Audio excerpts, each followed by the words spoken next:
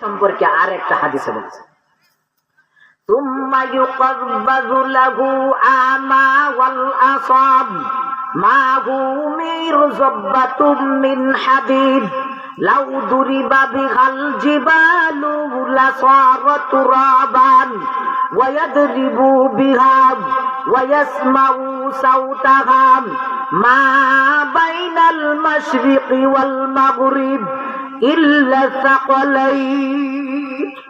ওরে পাপিষ্ঠ রে, হে জালিম, তোর কাছে যখন দুইজন ফেরেশতা আসবে, যখন এই বিদ্রুপ আকৃতিতে আসিবে, তাদের চক্ষু দুইটা চক্ষু হবে অন্ধ, তার চোখে দেখবে না, কানেও শুনবে না রে, কিন্তু তাদের কাছে আসবে, তাদের কাছে একটা হাতুড়ি থাকিবে।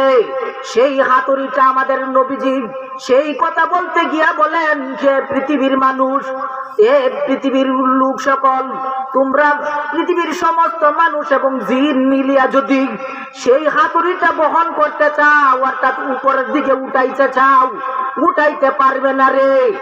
এমন হাতুড়ি নিয়া, জাহান্নামের আগুনের তৈরি হাতুড়ি নিয়া আসবো রে। হে জালিম, তোমাকে এক একটা আঘাত করিবেন, আর কয়বারের মধ্যে আগুন জ্বলা শুরু হইব।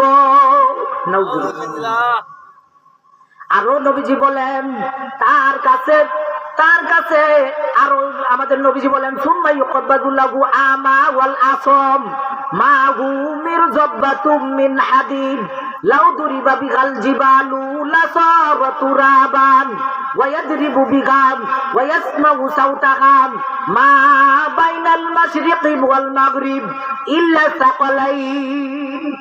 মাশরিক থেকে মাগরিব পর্যন্ত সারা পৃথিবীর জীব জন্তুই শুনতে পারিবে, ইল্লা সাকালাইন, দুই জাতি ছাড়া।